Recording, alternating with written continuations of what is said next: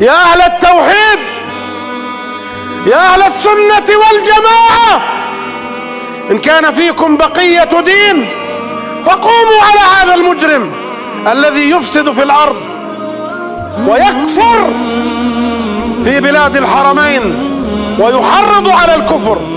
إن كنتم تزعمون، إن كنتم صدقتم فيما تزعمون أنكم أهل الدين.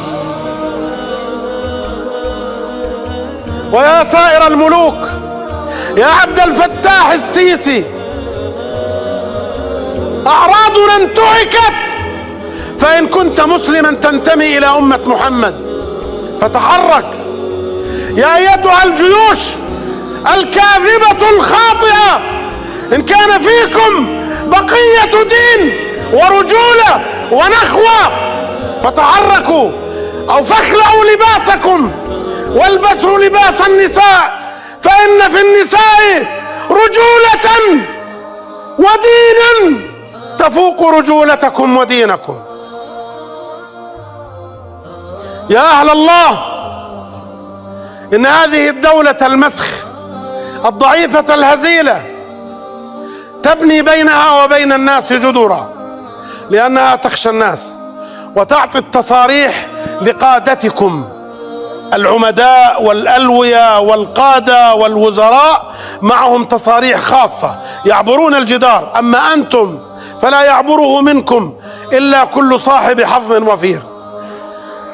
ولأن هؤلاء يخشون الأمة، ها هي هذه الدولة تصنع سياجا على حدود الأردن، لأنها تخشى المسلمين، تخشى أن يقوموا عليها، لكن حكامنا كلهم يأتون إلى تل أبيب. وبالأمس قامت دولة البحرين، دولة الجاسوس الذي هو تحت إبط ابن سلمان، تمهيدا لفتح سفارة في بلاد الحرمين، فتحت بالأمس سفارة لهم في البحرين.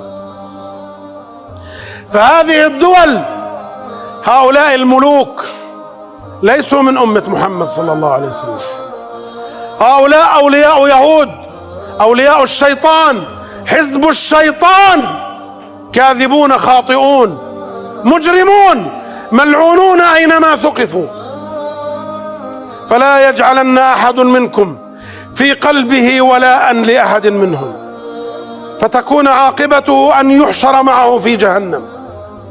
اللهم إنا نبرأ إليك من حكامنا وقاداتنا الخائنين المفرطين الكاذبين الدجالين. اللهم إنا نتبرأ إليك من قادتنا المزيفين الجبناء، أعداء الدين أعداء الحق يا رب العالمين. اللهم إنا نتبرأ إليك من كل كاذب منافق خسيس عابث في الدين يا رب العالمين.